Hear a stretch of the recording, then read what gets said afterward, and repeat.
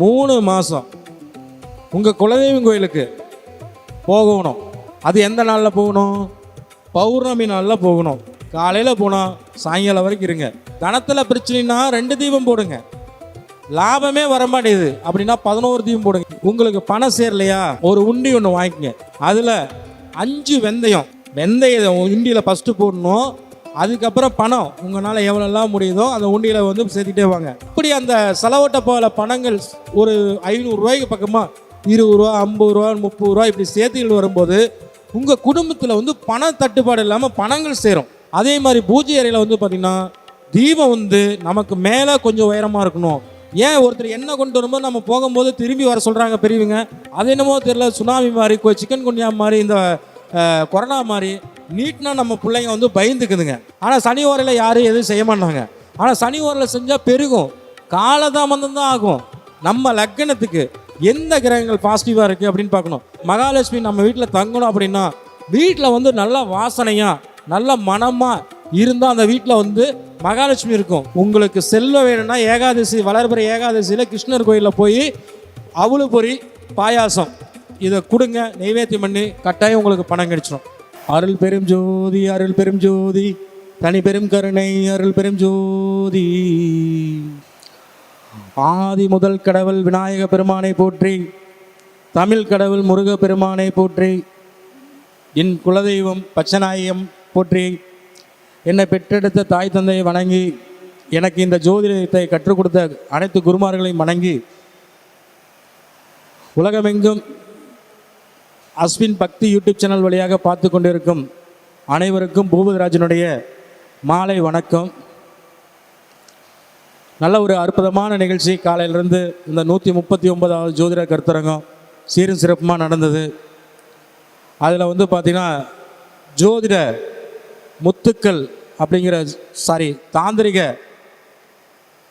முத்துக்கள் அப்படிங்கிற ஒரு தலைப்பில் நாம் இப்போ பேசுகிறோம். பொதுவாக பார்த்திங்கன்னா பண பிரச்சனை எல்லாத்துக்கும் இருக்கும். பணம் மனிதனாக பிறந்தாவே பணம் பிரச்சனையாக தான் இருக்கும். அந்த பணத்துக்கு அப்படின்னு சொன்னால் முதல் யாருன்னா புதன் தான். பணம்னாவே முதல் புதன் தான், சரிங்களா? புதனுக்கு அப்புறம் லட்சம் அப்படின்னா சுக்கிரன், கோடி அப்படின்னா குரு. அப்போ பணம் அப்படின்னா புதன் தான். யாருக்கெல்லாம் பணம் வேணும்? பணம் வேண்டான்னு சொல்கிறவங்க யாராச்சும் இருப்பாங்களா? அப்போ இந்த வீடியோவை முழுமையாக பாருங்கள். முடிஞ்சால் ஷேர் பண்ணுங்கள், லைக் பண்ணுங்கள், உங்களுடைய கமெண்ட்ஸுகளை சொல்லுங்கள். அப்போ ஒரு ஜாதகத்தில் புதன் 1, 5, 9 சுபகரங்களால் பார்த்தால் அவங்களுக்கு வாழ்க்கையில் தேவையான உழைப்புக்கு தகுந்த ஊதியம் கட்டாயம் கிடைக்கும். அதே பாவகரங்கள் பார்த்தா பல போராட்ட பிரச்சனைகள் நடந்து பணம் கிடைக்கும். அதே புதன் பாவகிரகத்தோடு சேர்ந்து மாரகாதிபதி பாதகாதிபதியோடு சேர்ந்து இருந்தால் பணத்தட்டுப்பாடு, அந்த திசா புத்தியில் அந்த அந்தர சூட்சமங்களில் கண்டிப்பாக அவங்களுக்கு பண பிரச்சனைகள் கிடைக்கும். ஒரு உதாரணத்துக்கு அடுத்த வருஷம் நம்ம ஒரு 5 லட்ச ரூபா, வருஷம் 5 லட்ச ரூபா சம்பாரிச்சிட்டு இருக்காரு. எப்படிங்க? ஒருத்தர் சராசரி மாதம் 1 லட்ச ரூபா சம்பாரிச்சிட்டு இருக்காரு. நாளைக்கு அடுத்த மாதம் 1 லட்ச ரூபா பணம் வரும், இந்த வருஷம் நாம் இதை செய்வோம் அப்படிங்கிற எண்ணத்தில் இருப்பார். ஏதோ ஒரு கால சூழ்நிலையினால் அந்த வேலையை விட்டு நிற்பார், இல்லை உடல் ரீதியாக நிற்பார். உடல் ரீதியாக, மருத்துவ ரீதியாக, குடும்ப பிரச்சனையாக அந்த வேலையை விட்டு நிற்பார். அதனால அவங்களுக்கு பொருள் நஷ்டம், பொருளாதார பிரச்சனைகள் ஏற்படும்.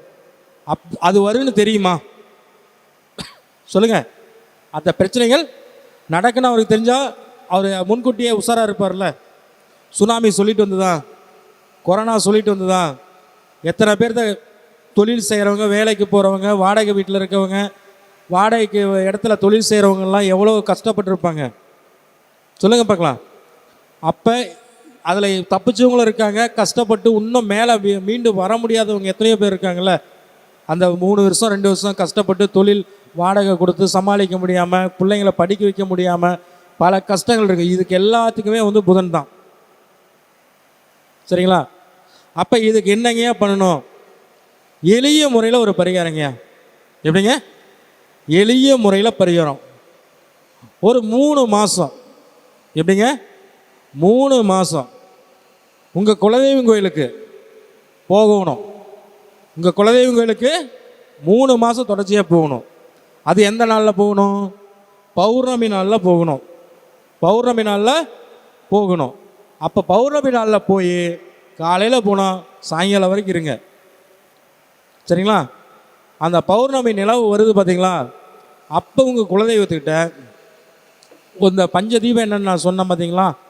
நல்லெண்ணெய், விளக்கெண்ணெய், இழுப்பெண்ணெய், சொல்லுங்கள், நல்லெண்ணெய், விளக்கெண்ணெய், இழுப்பெண்ணெய், வேப்பெண்ணெய், நெய், இந்த 5ம் கலந்து 2 தீபம் போடுங்க.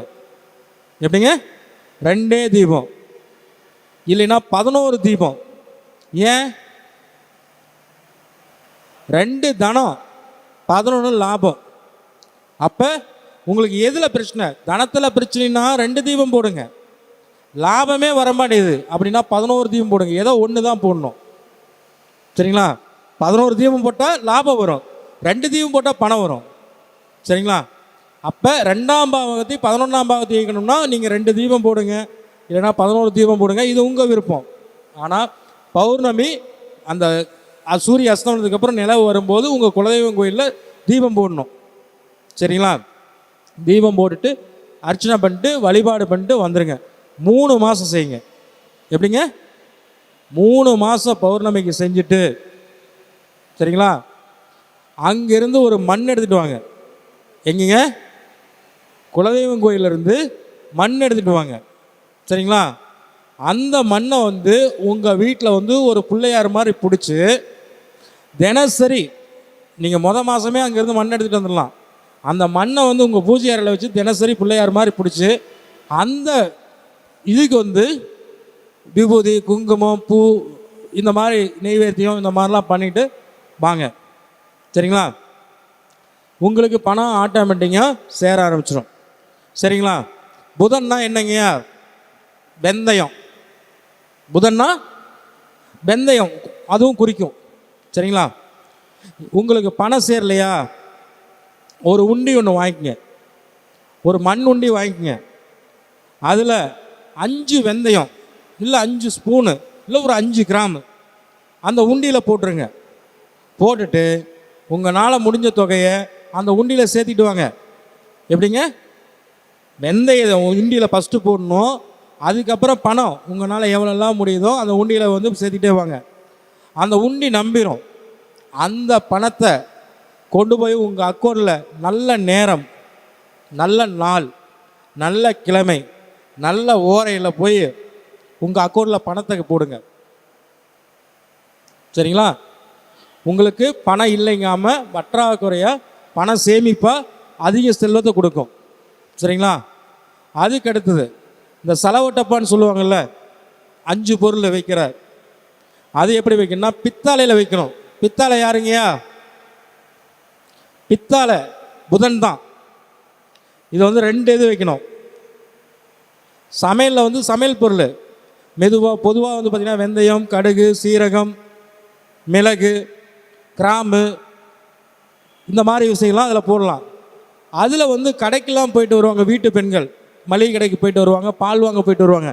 அதில் சில்லறை காசு வரும். அந்த செலவட்ட பாலை அவங்க போட்டு போட்டு போட்டு போட்டு சேர்த்து வச்சுட்டு வரணும். சரிங்களா? அப்படி அந்த செலவட்ட பாலை பணங்கள் ஒரு 500 ரூபாய்க்கு பக்கமாக 20 ரூபா, 50 ரூபா, 30 ரூபா இப்படி சேர்த்துக்கிட்டு வரும்போது உங்கள் குடும்பத்தில் பண தட்டுப்பாடு இல்லாமல் பணங்கள் சேரும்.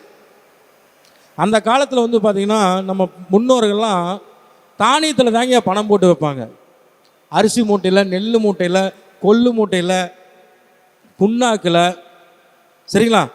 அப்போல்லாம் அவங்களுக்கு பணத்தட்டுப்பாடே இல்லாமல் பணங்கள் சேமிச்சுக்கிட்டு அத்தனை பவுனு, அத்தனை இது பஞ்சங்கள் நடந்து தான் போகணும். இங்கேருந்து கரூர் போகிறனால, திருப்பூர் போகிறனால நடந்து தான் 40, ஈரோடு போகிறனால 40-50 கிலோமீட்டர் நடந்து தான் நல்லது கெட்டதுக்கு போகணும். எதாக இருந்தாலும் தலையை சுமந்து தான் வரணும். வசதி இருக்கிறவங்க மாட்டு வண்டி, குதிரை வண்டி வச்சுருப்பாங்க. வசதி இல்லாதவங்க என்ன பண்ணுவாங்க? நடந்து தான் போகணும், சுமந்துக்கிட்டு தான் போகணும். அப்படிலாம் நம்ம பாரத பூமியில் வாழ்ந்தாங்க. அப்போ இப்படி வாழ்ந்தவங்களும் செல்வாக்காக வாழ்ந்துருக்காங்கல்ல, அதுக்கு எல்லாமே இந்த நவதானியத்தில், அரிசியில் பணம் வச்சு தான் அவங்களாம் சேமித்தாங்க. அப்போ நாம் என்ன பண்ணோம்? ஏதோ வந்து ஜோசியர் வந்து ஒரு இதுக்கு சொல்கிறாரெலாம் இருக்கக்கூடாது. நான் அதே மாதிரி வைக்கும் போது நல்ல ஓரை, நல்ல கிழமை, நல்ல நேரம் பார்த்து அந்த செலவு டப்பாவில் வைக்கணும். பித்தாளை செலவு டப்பா தான் வைக்கணும். பித்தாளை தான் புதன். சரிங்களா? அடுத்ததா பூஜை அறை. பூஜை அறையில் அஞ்சரை பொட்டி வாங்கி வைக்கணும். செலவு டப்பாங்கிறது அஞ்சரை பொட்டி தான். சரிங்களா? இந்த அஞ்சரை பொட்டி வாங்கி பூஜை அறையில் வைக்கணும். பூஜை அறையில் என்ன வைக்கணும்? கற்பூரம், பச்சை கற்பூரம், சந்தனம், குங்குமம், விபூதி, இந்த மாதிரி வாசனையான பொருட்கள்லாம் அந்த அஞ்சரை பொட்டியில் வைக்கணும். நாம் அந்த காசு நாம் பூஜை அறைக்கு போகும்போதெல்லாம் நம்மளால் முடிஞ்ச காசு அந்த அஞ்சரை பொட்டியில் காசை வந்து சேமிச்சுட்டு வரணும். எதுக்கு நான் சொல்ல வரேன்னா, நம்ம வீட்டில் வந்து பூஜை அறையிலையும் சரி சமையல் அறையிலையும் சரி குறைஞ்சது ஒரு 500,000 பணம் வச்சுருக்க குடும்பத்தில் எவ்வளோ பிரச்சனைகள் வந்தாலும் அது வந்து கடுகு போல் கரைஞ்சி அந்த பிரச்சனைலாம் போயிடும். பணத்தட்டுப்பாடு இல்லாமல் இருக்குங்க. அதே மாதிரி அந்த செலவு டப்பால் நீங்கள் நல்ல நேரம் பார்த்து வைக்கிறீங்க.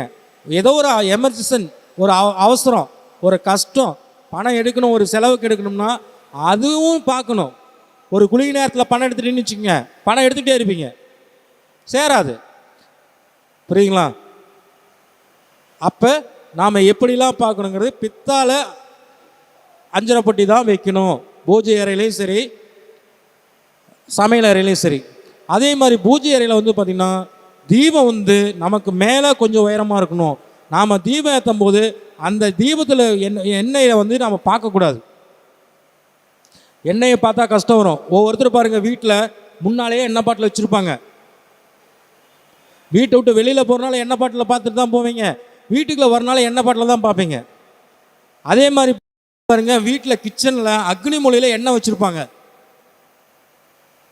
எத்தனை பேர் இந்த தவறுகள் செய்கிறாங்க? அதெல்லாம் திருத்திக்கணும். எண்ணெயை வந்து எங்கே வைக்கணும்? ஏன் ஒருத்தர் எண்ணெய் கொண்டு வரும்போது நம்ம போகும்போது திரும்பி வர சொல்கிறாங்க பெரியவங்க, சகன சிறில்னு சொல்கிறாங்கள. அப்போ நம்ம வீட்டு ஹாலில் எண்ணெய், தேங்காய், கடலெண்ணெய் எந்த எண்ணெயும் வைக்கக்கூடாது. வச்சா அது வந்து நம்ம குடும்பத்துக்கு பொருளாதார தடையை ஏற்படுத்தும், கஷ்டங்களை கொடுக்கும். சரிங்களா? அப்போ வீட்டில் வந்து மகாலட்சுமி இருக்காது. சரி, அடுத்தது உங்களுக்கு இன்னொரு விஷயம் நான் சொல்கிறேன். சரிங்களா? இதை வந்து இந்த மாதிரி வழிபாடுகள் பண்ணிட்டு வாங்க. அடுத்ததாக வந்து பார்த்திங்கன்னா கல்வி தடைகள். நிறையா குழந்தைங்க வந்து ஐஏஎஸ் படிக்கணும், டாக்டருக்கு படிக்கணும், நீட் வந்துருச்சு, நல்லா படிக்கும், +2 வரைக்கும் அந்த குழந்தை நல்லா படிக்கும். அது என்னமோ தெரியல, சுனாமி மாதிரி, சிக்கன் குன்யா மாதிரி, இந்த கொரோனா மாதிரி நீட்னா நம்ம பிள்ளைங்க வந்து பயந்துக்குதுங்க. சரிங்களா? அப்போ இந்த நீட்டை பற்றி நம்ம என்ன பண்ணணும் அப்படின்னா ஓரைகளை எடுத்துக்கணும். பொதுவாகவே ஓரைகள் வந்து சித்தர்கள் வகுத்தது தான். நான் கூட உங்கள்கிட்ட சொன்னேன். அதாவது நம்ம ஓரைகள் வந்து சுப ஓரைகள்னால் வளர்பிறை சந்திரன் வர, புதன் வர, சுக்கிரன் வர, குரு வரையெல்லாம் எடுத்துக்குவோம். ஆனால் அவர் நம்ம ராசிக்கு லக்னத்துக்கு பாதகாதிபதியோ மாரகாதிபதியோ இருப்பாங்க. இப்போ ஒரு உதாரணத்துக்கு ரிஷப லக்னத்துக்கு யோகாதிபதி, முழு யோகாதிபதி யாருன்னா சனி பகவான் தான். ஆனால் சனி ஓரையில் யாரும் எதுவும் செய்ய மாட்டாங்க. ஆனால் சனி ஓரையில் செஞ்சால் பெருகும், காலதாமதம் தான் ஆகும், லேட் ஆகும். உங்களுக்கு கிடைக்கும், ஆனால் லேட் ஆகும். சரிங்களா? அப்போ நாம் நம்ம ராசிக்கு நம்ம லக்னத்துக்கு எந்த கிரகங்கள் பாசிட்டிவாக இருக்குது அப்படின்னு பார்க்கணும். சரி ஐயா, ராசிக்கு பார்க்குறதா லக்னத்துக்கு பார்க்குறதா அப்படின்னு சில பேர் என்ன கேட்குறாங்க. உங்கள் ஜாதகத்தில் லக்னம் பலமாக இருக்கா, ராசி பலமாக இருக்கான்னு பார்க்கணும். விதி பலமாக இருந்தால் விதியை ஃபாலோ பண்ணுங்க, மதி வந்து பலமாக இருந்தால் மதியை ஃபாலோ பண்ணுங்க. ஆனால் வந்து இதுதான் உங்களுக்கு நிரந்தரம் அப்படிங்கிறத உங்களுடைய பலம் பலவீனம் உங்களுடைய ஜாதகத்தில் எந்த கிரகங்கள் இருக்குது அப்படிங்கிறத பார்க்கணும். சரிங்களா? அப்போ வந்து சந்திரன் பலமாக இருந்தால் சந்திரனுக்கு 10ல் யார் இருக்காங்க, சந்திரனுக்கு 2ல் யார் இருக்காங்க, சந்திரனுக்கு 12ல் யார் இருக்காங்க அப்படின்னு பார்க்கணும். சந்திரன் யார் கூட பார்த்துருக்கா அப்படின்னு பார்க்கணும். அதே லக்னம் பலமாக இருந்து லக்னத்துக்கு எந்த கிரகம் இருக்குது, லக்னாதிபதி எங்கே இருக்கார் அப்படிங்கிறத பார்க்கணும். ஒரு உதாரணத்துக்கு காலையில் கூட நான் பேசிகிட்டு இருக்கும்போது சொன்னோம், லக்னாதிபதி நின்ற இடத்தையும் லக்னத்தையும் பார்த்தே அந்த ஜாதகருடைய குணாவசியம், குண நிறங்கள் எல்லாமே, செல்வ நிலைகள் எல்லாமே சொல்லணும்னு நம்ம எடுத்து சொன்னோம். அத்தனை பேர் நம்மளை பாராட்டிட்டு போனாங்க. அப்போ வந்து நம்ம வந்து லக்னம் பலமா ராசி பலமான்னு பார்க்கணும். லக்ன பலமாக இருந்தால் லக்ன பலத்தை பேஸ் பண்ணலாம், ராசி பலமாக இருந்தால் ராசி இது பலம் பண்ணலாம். அப்போ இந்த தாந்திரிகத்தில் வந்து ஒரு உதாரணத்துக்கு சொல்கிறேன். நாளைக்கு அமாவாசை நடக்கிறத முதல் நாளே வந்து கிருஷ்ண பரமாத்மா வந்து சதுர்த்தசியை வந்து அமாவாசையாக பண்ணாரா இல்லையா? தாந்திரிகங்கிறது ஏமாத்துறதோ இது கிடையாது. நம்ம தந்திரத்தால் நம்ம விதியை மதியால் வெல்ல முடியும். சந்திரங்கிறது மதி. அப்போ நம்ம மதியால் வந்து சாட்சிக்கிறோம். ஒரு ஓரை பார்த்து போகிறது ஒரு தவறா? ஒரு நல்ல நேரம் பார்த்து நம்ம போகிறது, ஒரு நிகழ்ச்சிக்கு போகிறது தவறா? ஒரு நல்ல நேரம் பார்த்து செய்கிறா? இது எல்லாமே தாந்திரிகம் தான். சரிங்களா? இந்த இடத்துல வந்து ஏன் ஆரஞ்சு பழம் வைக்கிறோம்? ஆரஞ்சுனா யார்? அஸ்தம். வாழைப்பழம் யார்? திருவாதிரை. ஓகேங்களா? அப்போ இதெல்லாம் 9 கிரகம் இருக்குது. அப்போ நம்ம என்னெல்லாம் செய்யணும், என்னெல்லாம் பண்ணக்கூடாதுன்னு இருக்கும். அதே மாதிரி போன மாதம் வந்து இந்த வீட்டுக்கு முன்னால் தீபம் ஏற்றுறது இதெல்லாம் நான் சொன்னேன். நல்லா நிறைய பேர் ஃபோன் பண்ணி என்கிட்ட கேட்டாங்க. நிறைய பேர் நம்மகிட்ட ஜாதகம் பார்த்தாங்க. அடுத்ததாக வந்து பார்த்திங்கன்னா வீட்டில் வந்து பார்த்திங்கன்னா என்னெல்லாம் வைக்கலாம் அப்படிங்கும்போது பார்த்திங்கன்னா வீட்டில் வந்து குபேர சம்பத்து. உங்கள் வீட்டில் வந்து பார்த்திங்கன்னா லட்சுமி கடாசங்கிறது வந்து பார்த்திங்கன்னா நேரம் நல்லா இருந்தால் வரும். நேரம் சரிலாம் லட்சுமி போயிடும். 1. 2வது, மகாலட்சுமி நம்ம வீட்டில் தங்கணும் அப்படின்னா வீட்டில் வந்து நல்லா வாசனையாக நல்ல மனமாக இருந்தால் அந்த வீட்டில் வந்து மகாலட்சுமி இருக்கும். வீட்டில் அசிங்கமாக வீடு சுத்தபத்தம் இல்லாமல் அதாவது கெட்ட ஸ்மெல் அடிக்கிற மாதிரி இருந்ததுன்னா அந்த வீட்டில் மகாலட்சுமி தங்காது. சரிங்களா? மகாலட்சுமிங்கிறது வரும் போகும். பணம் 10 செய்யுமாங்களே. இன்னைக்கு நம்மகிட்ட இருக்கிற பணம் வேறவங்கிட்ட இருக்கும், வரும் போகும். ஆனால் நிலையாக நிற்கிறது குபேர சம்பத்து தான். ஓகேங்களா? மகாலட்சுமி கடாசம், லட்சுமி கடாசம் வேணுமா, குபேர சம்பத்து வேணுமா? நமக்கு குபேர சம்பத்து தான் வேணும். ஒரு முறை நம்மக்கிட்ட குபேர சம்பத்து வந்துட்டால் எப்படிங்க திருப்பி போகாது. நாமளா போன்னு சொன்னால் தான் போகும். அப்போ இதுக்கு என்னங்க பண்ணணும்? வசதி படைத்தவங்க, வசதி உள்ளவங்க, ஐயா நான் சொல்கிறதெல்லாம் நீங்கள் இன்னும் 50,000 20,000 1 லட்சம்லாம் கிடையாது. சாதாரணமாக ஒரு 1000 ஒரு 2000 ரூபாயில் அதுவும் உங்களுக்கு தகுந்த மாதிரி உங்கள் ஊரில் கிருஷ்ணர் கோயில் இருக்கும்ல, கிருஷ்ணன் கோயில் உங்கள் ஊர் அருகாமையில் கிருஷ்ணன் கோயில் இருக்கும்லங்க, அந்த கிருஷ்ணன் கோயிலுக்கு ஏகாதசி திதி, வளர்பிறையில் ஏகாதசி திதி வர அன்னைக்கு பொரி அவல், ஓகேங்களா, பாயாசம் பால் பாயாசம் இருக்கக்கூடாது, வெறும் பாயாசம் மட்டும்தான் வைக்கணும். அதை வந்து நெய்வேத்தியம், கிருஷ்ணருக்கு நெய்வேத்தியம் படைச்சிட்டு அங்கே வந்து ஒரு 50 பேர்த்துக்கு இல்லை ஒரு 5 பேர்த்துக்கு, 5 பேரா 50 பேரா அது உங்கள் விருப்பம், கொஞ்சம் பொரியும் அவளும் பாயாசமும் ஒரு கப்பில் கொடுத்தீங்கன்னா சாமிக்கு நெய்வேத்தியம் பண்ணிட்டு அர்ச்சனை உங்கள் குடும்பத்தெல்லாம் பண்ணிட்டு இந்த நெய்வேத்தியம் பிரசாதத்தை நீங்கள் வந்து ஒரு 50 பேர்த்துக்கு கிருஷ்ணர் கோயிலில் கொடுத்தீங்கன்னா உங்களுக்கு சகல செல்வ சம்பாத்தியம் கிடைக்குங்க.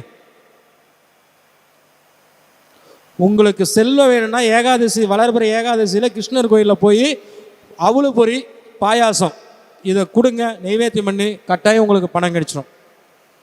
சரிங்க, எனக்கு 50 பேர்த்துக்கு கொடுக்க வசதி இல்லை, கோயிலுக்கு போய் பூஜை பண்ணி அர்ச்சனை பண்ணி, அதாவது அந்த கோயிலுக்கு அபிஷேகம் பண்ணி எல்லாம் தேங்காய் பழம் உடைச்சி இதெல்லாம் பண்ணுறதுக்கே எனக்கு 2000 ரூபா பணம் இல்லை, எளிய முறையில் நான் பண்ணணும் அப்படின்னா உங்கள் வீட்டில் கிருஷ்ணர் பணம் வச்சு வளர்பிறை ஏகாதசி அன்னைக்கு வீடு வாசல்லாம் சுத்தம் பண்ணிவிட்டு அந்த கிருஷ்ணர் படத்து முன்னால் உங்கள் குடும்பத்துக்கு போக ஒரு 5 பேர்த்துக்கு இந்த அவல் பொரி, 5 பேர்த்துக்கு பாயாசம் கொடுக்குற மாதிரி உங்கள் பூஜை அறையில் கிருஷ்ணர் படத்தை வச்சு நெய்வேத்தியம் பண்ணி, அதாவது இப்போ பார்த்தீங்கன்னா வெளிநாட்டில் இருப்பாங்க, எப்படிங்க வெளிநாட்டில் இருப்பாங்க, அவங்களாம் கிருஷ்ணர் கோயிலுக்கு போக முடியாது, ஓகேங்களா, அந்த நாட்டில் இருக்கோ இல்லையோ, அப்போ என்ன பண்ணணும் அப்படின்னா வீட்டில் வந்து கிருஷ்ணர் படத்தை வச்சு அந்த நெய்வேத்தியம் பண்ணி அதை ஒரு 5 பேர்த்துக்கு நாம் தானம் கொடுத்தா ஒவ்வொரு ஏகாதசியும் நம்ம இதை செஞ்சுக்கிட்டு வரும்போது நம்ம வீட்டில் குபேர சம்பத்து கட்டாயம் கிடச்சிருங்க. சரிங்களா? அடுத்ததாக வந்து பார்த்திங்கன்னா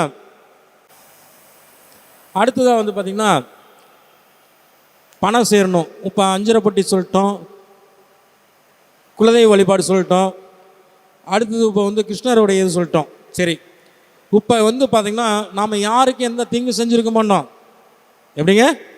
சொந்த பந்தமாக இருந்தாலும் சரி, நண்பர்களாக இருந்தாலும் சரி, பக்கத்து வீட்டுக்கு, ஏன் அன்னைக்கு தான் நம்ம அந்த வீட்டுக்கு போயிருப்போம், அந்த வீட்டுக்கு ஒரு வீட்டுக்கு குடி போயிருப்போம், அன்னைக்கு தான் அவன் பார்த்துருப்பான். ஆனால் அவன் நம்ம மேலே பொறாமப்படுவான், நம்ம மேலே பொறாமப்படுவான், நம்ம வச்சுருக்க பொருள் மேலே பொறாமப்படுவான், நம்ம குழந்தைங்க மேலே பொறாமப்படுவான், நம்ம குடும்பத்து மேலே பொறாமப்படுவான். அவன் யாருன்னே தெரியாது, அவனுக்கு நம்ம ஒரு தீங்கு செஞ்சுருக்க மாட்டோம். அவங்க வீட்டில் பார்த்தியா அதெல்லாம் இருக்குது, இவங்க வீட்டில் பார்த்தியா இதெல்லாம் இருக்குது, அவங்க பிள்ளைங்க பார்த்தியா எப்படி படிக்குது, அவங்க வீட்டில் எல்லா கூலிக்கு வேலைக்கு போனாலும் அவங்க வீட்டில் நல்ல வசதி வாய்ப்பாக எல்லாம் இருக்காங்க பார்த்தியா, நம்ம வீட்லேயும் தான் இருக்கீங்களே அப்படின்னு சொல்கிறோமா சொல்லியா? அப்போ கண் திருஷ்டி வருதா? அதே சொந்த பந்தமாக இருந்தால் என்ன பண்ணும்? கொஞ்சம் ஜாஸ்தியாக நம்மளை மேலே பொறிவாங்க. அதே வந்து எதிரியாக இருந்தால் என்ன பண்ணுவான்? இன்னும் கொஞ்சம் நம்மளை கடுமையாக பாதிப்பு வருவான். சரிங்க, இதுக்கு நாம் என்னங்க பண்ணோம் தாந்திரிக முறையில் சொல்லுங்க ஐயா. 3 பௌர்ணமிக்கு உங்கள் குலதெய்வம் கோயிலுக்கு போயிட்டு வாங்க. சரிங்களா? 3வது பௌர்ணமி எப்படிங்க? 3வது பௌர்ணமி, பௌர்ணமிக்கு போங்க, உங்களால் முடிஞ்சது சாமி கும்பிட்டுவாங்க. 2வது பௌர்ணமிக்கு போங்க, உங்களால் முடிஞ்சது சாமி கும்பிட்டுவாங்க. தேங்காய் பழம் உடைச்சு உங்களால் என்ன முடியுமோ. 3வது பௌர்ணமிக்கு 29 எலுமிச்சம்பழம் வாங்கிக்கங்க. எத்தனை எலுமிச்சம்பழம்? 29 எலுமிச்சம்பழம். அதில் வந்து 2 பழத்தை தனியாக எடுத்து வச்சுருங்க. 27 பழமும் காயாகவும் இருக்கக்கூடாது, பழமாகவும் இருக்கக்கூடாது. அதில் வந்து 27 பழமும் அடிக்கடி காயங்கள் இந்த மாதிரிலாம் இருக்கக்கூடாது. பழம் அருமையாக இருக்கணும். சரிங்களா? 27 பழத்தை மாலையாக கோர்த்துக்குங்க. வீட்டில் இருந்து கோர்த்துக்கிட்டாலும் சரி, இல்லை கோயிலுக்கு போய் கோர்த்துக்கிட்டாலும் சரி, 27 பழத்தை வாங்கி மாலையாக கோர்த்து உங்கள் குலதெய்வத்துக்கு மாலையாக சாட்டுங்க. சரிங்களா? மாலையாக போடும்போது அங்கே இருக்க பூசாரி அர்ச்சகர்கிட்ட வந்து, ஐயா நான் 1 மணி நேரம் 2 மணி நேரம் கழிச்சு அந்த எலுமிச்சை மாலை எனக்கு வேணும். எப்படிங்க? அந்த எலுமிச்சை மாலை எனக்கு ரிட்டர்ன் வேணும். அதுக்கு நான் தச்சனையாக உங்களுக்கு 100, 200, 500 நான் கொடுத்துட்றேன் அப்படின்னு சொல்லி நீங்கள் சொல்லிடணும். இல்லைன்னா அது வந்து அவர் எடுத்துருவார், இல்லை வரக்கூடிய பக்தர்களுக்கு கொடுப்பார். சரிங்களா? அந்த 27 மாலையை வந்து 27 எலுமிச்சம்பழ மாலையாக கோர்த்து குலதெய்வத்துக்கு போட்டணும். 3வது பௌர்ணமி என்னைக்கு? பௌர்ணமி இல்லை, 2வது பௌர்ணமி இல்லை, 3வது பௌர்ணமி. ஏங்க நீங்கள் 3வது சொன்னீங்கன்னா 3 தான் வெற்றி, 3 தான் முயற்சி, 3 தான் கீர்த்தி. ஓகேங்களா? அந்த 3 பௌர்ணமி உங்களுக்கு குலதெய்வங்களுக்கு போகிறதுக்கு வழியே விடாது. ஏதோ ஒரு பிரச்சனைகள், தடைகள், குடும்பத்தில் பிரச்சனை, பொருளாதார பிரச்சனை, இல்லை ஏதோ ஒரு கெட்ட காரியம், நல்ல காரியங்கள், இந்த மாதிரி வந்து அதை தடுக்கும். அதேமாரி நம்ம போகணும். நம்ம நல்லா இருக்கணும், நாம தான் போகணும், நம்மளை நாம தான் காப்பாற்றிக்கணும். சரிங்களா? அப்போ இந்த 27 எலுமிச்சம்பழத்தை மாலையாக கொடுத்தணும். மீதி 2 பழம் இருக்கா? ஒரு பழம் உங்கள் குலதெய்வம் கோயிலில் வேல் இருந்தால் வேலில் குத்துங்க. சரிங்களா? இல்லையா காவல் தெய்வம்னு இருக்கும், அவங்க மடியில் வச்சுருங்க. எப்படிங்க? அவங்க மடியில் வச்சுருங்க. வேல் இருந்தால் வேலில் குத்துங்க, இல்லைன்னா சாமி மடியில் போட்டுருங்க. அதே மாதிரி உள்ள குலதெய்வத்திட்ட சாமிக்கிட்ட ஒரு எலுமிச்சம்பழம் கொடுத்துருங்க. அந்த 27 எலுமிச்சம்பழம் நீங்கள் வாங்குறீங்க பார்த்தீங்களா, வாங்கிட்டு வந்து வீட்டில் வந்து 2 அறிங்க. அதை வந்து ஒரு குண்டாவில் வந்து புளிஞ்சிருங்க. எலுமிச்சஞ்சாரை புளிஞ்சிட்டு அந்த எலுமிச்சை சக்கையை தனியாக எடுத்து வச்சுருங்க. அப்போ 27 + 27 எத்தனை ஆகும்? 54. 108ல் பாதி 54, அரை மண்டலம். சரிங்களா? 108 48ங்கிறது ஒரு மண்டலம். ஆனால் 108ல் பாதி 54. சரிங்களா? இந்த 54 எலுமிச்சை சக்கையும் நல்லா காய வைக்கணும். சுத்தபத்தமான இடத்துல பூஜை அறையில் வச்சிடணும். சரிங்களா? இந்த எலுமிச்சம்பழத்தை அரிஞ்ச சாறு இருக்குது பார்த்தீங்களா, அதில் கொஞ்சோண்டு தண்ணி ஊற்றி உங்கள் குலதெய்வத்தோடைய விபூதியை உள்ளே போட்டு கலக்கி உங்கள் வீட்டுக்கு வெளியில் சார் வாடகை வீடாக இருந்தாலும் சரி, சொந்த வீடாக இருந்தாலும் சரி, இல்லை எதாக இருந்தாலும் சரி, உங்கள் வீட்டுக்கு வெளியில் தொளிக்கணும். சரிங்களா? அப்படி நீங்கள் தொளிச்சுட்டு வந்ததுக்கப்புறம் இந்த சக்கை காஞ்சிருக்கும், எலுமிச்சை பழத்தோட அரிஞ்சிட்டு புளிஞ்சிட்டு அது மீதி காஞ்சிருக்குமா, அது கூட என்ன பண்ணணும்? அரசு மரத்தை குச்சி, காஞ்ச குச்சியாக போய் பூஜா ஸ்டோரில் கிடைக்கும். சரிங்களா? நகரத்தில் இருக்கவங்க பூஜா ஸ்டோரில் வாங்கிக்கலாம். இல்லை ஏதோ ஒரு காட்டு பக்கம் போனீங்கன்னா அரசு மரத்து குச்சி இருக்கும். அந்த குச்சி எடுத்துகிட்டு வந்து இந்த 54 எலுமிச்சை சக்கையும் போட்டு ஒரு கற்பூரமோ இல்லை ஒரு நெய்யோ ஊற்றி அதை எரிக்கணும். எப்படிங்க? அதை எரித்து ஃபுல்லாக சாம்பலாகணும். அந்த சாம்பலை வந்து ஒரு தட்டில் போட்டு பிள்ளையார் மாதிரி பிடிச்சி பூஜை அறையில் வச்சு ஒரு 11 நாள் பூஜை பண்ணணும். சரிங்களா? அதுக்கப்புறம் 11வது நாள் ஓடுற தண்ணியில் அதை போய் கரைச்சிடுங்க. உங்களுக்கு கண் திருஷ்டி, செய்வனை, சொத்து பிரச்சனை, இப்போ நம்ம வீட்டில் குடியிருக்கான், காலி பண்ண மாட்டேங்கிறான், நம்ம சொத்தை ஏமாற்றணும்னு நினைக்கிறான். சரிங்களா? நம்மளை ஏமாற்றணும், நம்ம சொத்தை அபகரிக்கணும், நம்ம குடும்பத்தை கெடுக்கணும்னு நினைக்கிறான். இது எல்லாமே இந்த இதில் வந்து படிப்படியாக கரைஞ்சிருங்க. இதுக்கு மேலே நம்ம வந்து சொல்ல முடியாது. இதை செஞ்சு கிட்டத்தட்ட ஒரு 150க்கு மேற்பட்டவங்க அத்தனை பேர் சக்ஸஸ் ஆகியிருக்காங்க. அதை வந்து முறையாக அவங்க குலதெய்வத்தை வருந்தி வணங்கி இதை வந்து செஞ்சுருக்காங்க. அடுத்தது இந்த திங்கள் வியாழக்கிழமை தான் வீடு வலிக்கணும்னு நான் சொன்னேன். நிறைய பேர் ஃபாலோ பண்ணிட்டு, சார் நீங்கள் சொன்ன மாதிரியே திங்கக்கிழமை வியாழக்கிழமை நாங்கள் வீடு வலிக்கிறோம், அந்த வீடு வலிக்கும் போது கொஞ்சம் உப்பு போட்டு எல்லாமே நாங்கள் பண்ணுறோம், சுத்தபத்தமாக பண்ணுறோம், வாசனையாக வச்சுருக்கோம், முன்னத்துக்கு இப்போ கொஞ்சம் பரவாயில்லைங்க, குடும்பத்தில் சண்டை சச்சரவு இல்லாமல் பணமும் ஓரளவுக்கு, பசங்க வேலைக்கு போகிறாங்க, வேலையும் கிடைச்சிருக்கு, நாங்கள் வந்து ஒரு சொந்தமாக ஒரு இடம் வாங்கலான் இருக்கோம், இல்லை ஒரு வீடு வாங்கலான் இருக்கோம், இல்லை ஒரு கார் வாங்கலான் இருக்கோம், பசங்களுக்கு ஒரு நல்ல கல்யாணம் அமையணும் அப்படின்னு வந்து கேட்குறாங்க. மனுஷனுக்கு தான் ஆசைகள் அதிகமாகிட்டே இருக்கு. ஒன்றை செஞ்சு முடித்தா அடுத்து இன்னொன்று செய்யணும், அடுத்து இன்னொன்று செய்யணும். ஆசைகள் வந்து போதுனே நிற்காது, உயிருள்ள வரைக்கும் ஆசைகள் போயிட்டுருக்கோம். அப்போ இதுக்கெல்லாம் நம்ம என்ன பண்ணணும் சொல்லுங்க பார்க்கலாம். ஒரு லாங் சைஸ் நோட்டை எழுதிக்கணும். ஒரு லாங் சைஸ் நோட்டு வாங்கி 108 முறை நமக்கு என்ன தேவையோ, ஐயா எனக்கு கார் வேணும், ஒரு 108 முறை எழுதுங்க. நான் கார் வாங்கணும், கார் வாங்கணும், கார் வாங்கணுங்க. வீடு வாங்கணும், வீடு வாங்கணும், வீடு வாங்கணும். என் பையன் பாஸ் ஆகணும், பாஸ் ஆகணும், ஒரு 108 டைம் எழுதுங்க.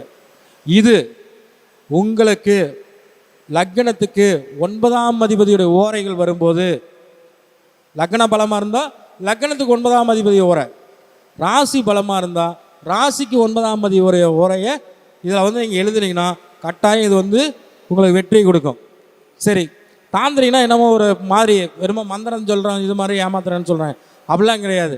விநாயக பெருமானை வந்து சனீஸ்வர பகவான் போய் பிடிக்கும்போது என்ன சொன்னார்? முதுகில் எழுதி வை, இன்று போய் நாளை வரேன்னு. உண்மைங்களா? அடுத்த நாள் போகும்போது என் முதுகப்பாரு, இன்று போய் நாளை வா, இன்று போய் நாளை வா, இன்று போய் நாளை வா, இன்று போய் நாளை வா. அப்போ அந்த 7.5 சனியாக அவருக்கு முடிஞ்சிருது. இது என்னன்னா நாம் தந்திரத்தால், இப்போ நமக்கு ஒரு கெட்ட நேரம் வருது, ஒன்றும் இல்லைங்க, ராகு கூட குரு வந்தால் ஒரு ஜாதகம் காட்டினாங்க. உங்கள் ஜனன காலத்து ராகு, உங்கள் ஜாதகத்தில் ஜனன காலத்து ராகு எங்கே இருக்கோ அந்த ராகு தேடி குரு போகும்போது கடன் வாங்குவீங்க, ஜாமீன் போடுவீங்க, ஆடம்பரமாக செலவு பண்ணுவீங்க, ஸ்கூல் ஃபீஸ் அது இதுன்னு தாம் தூம்னு எல்லாம் செலவு பண்ணிடுவீங்க. அந்த ராகு கூட போனதுக்கப்புறம் அதனால மீண்டு வர முடியாமல் நீங்களே போய் முதல வாயில் கொடுத்த மாதிரி, நீங்களே போய் ஒரு வில்லங்கட்டை மாட்டின மாதிரி மாட்டி வெளியில் வர்றதுக்குள்ளே படாத பாடுபட்டுருவீங்க. நீ போய் வீணா போய் மாட்டிக்குவேன். அப்போ என்ன பண்ணணும்? குரு ராக நோக்கி போகும்போது அகலக்கால் விரிக்காமல், நம்ம பூபதிராஜன் சார் சொல்லியிருக்காரு, ராக நோக்கி குரு வருது, நமக்கு வீண் வம்பு, வழக்கு, ஆக்சிடென்ட், விபத்து இதெல்லாம் நாம் தேடி போகிறோம். அதே மாதிரி குரு தோடி ராகு வந்தால் நம்மளை தேடி வருது. நம்ம வீட்டிலேயே படுத்துருப்போம், நம்ம வீட்டில் வந்து எழுப்போம், கூட்டிகிட்டு போய் சண்டை போட்டு வச்சிடும், அடி தட்டி கோர்ட்டு கேஸு வம்பு வழக்குன்னு போயிடும். சும்மா படுத்துட்டு இருந்தேங்க, என்னன்னு பக்கத்து வீட்டில் சண்டைன்னு போய் பார்க்க பார்த்தேங்க, அவன் கல் எடுத்துட்டாங்க, என் மண்டை உடஞ்சி போச்சுங்க, அவன் அடிக்க வந்தாங்க, அவன் குமிஞ்சிக்கிட்டாங்க, என் மண்டை உடஞ்சி போச்சுங்க. சொல்லுங்க பார்க்கலாம். அப்போ ராகு குரு காம்பினேஷன் ஆண்கள் ஜாதகத்தில், பெண்கள் ஜாதகத்தில் சுக்கிரன் ராகு காம்பினேஷன். சுக்கிரன் நோக்கி, இது வந்து பிருகுநதி நாடில் சுக்கிரன் நோக்கி ராகு வருதா, நீ உஷாராக இருந்துக்கோ. ராக நோக்கி சுக்கிரன் போகுதா, கவனமா இரு. சரிங்களா? அதே மாதிரி செய்வனைங்கிறாங்க, எல்லாத்துக்கும் செய்வனை வந்துருமா? அப்படிலாம் பார்த்தா பாரத பிரதமருக்கும் முதலமைச்சருக்கும் அமைச்சருக்கும் எத்தனையோ கோடீஸ்வரங்களை செய்வனையால் வச்சு அவங்கள வந்து கெடுத்துடலாமே, அழிச்சிடலாமே, முடிச்சிடலாமேன்னு சொல்லுவாங்க. ஐயா, உங்கள் ஜாதகத்தில் 8ஆம் அதிபதி என்னங்க? உங்கள் ஜாதகத்தில் 8ஆம் அதிபதி ராகு கூடவோ சேர்ந்தாலோ பார்த்தாலோ கட்டாயம் உங்களுக்கு செய்வனையால் பாதிப்பு ஏற்படும். 8ஆம் அதிபதி ராகு கூட சேர்ந்தால் பார்த்தாலும் அல்லது அந்த கோச்சாரத்தில் வரும்போதும், 8ஆம் அதிபதியுடைய சேர்ந்தாலும் பார்த்தாலும் கோச்சாரத்தில் வரும்போதும் செய்வனையால் பாதிப்பு ஏற்படும். அப்போ இதுக்கு என்னங்கயா பண்ணணும் சொல்லுங்க? ஒவ்வொரு தேய்பிரையும் அஷ்டமியில் கால பைரவரை ராகு காலத்தில் வழிபாடு பண்ணும். எப்படிங்க? ஒவ்வொரு தேய்பிரை அஷ்டமியிலையும் உங்கள் ஊர் அருகாமையில் உள்ள கால பைரவரை ராகு காலத்தில் போய் வழிபாடு பண்ணும். சரிங்களா? அடுத்தது இப்போல்லாம் வந்து இந்த பூசணிக்காயில் விளக்கு போடுறாங்க, தேங்காயில் விளக்கு போடுறாங்க, வாழைப்பூவில் விளக்கு போடுறாங்க, ஊமத்தங்காயில் விளக்கு போடுறாங்க. இதெல்லாம் உண்மையா?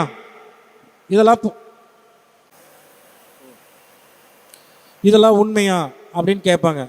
ஐயா, பல வருஷத்துக்கு முன்னால் இந்த மாதிரி ஆடம்பர வாழ்க்கையெல்லாம் மனிதனுக்கு கிடையாது.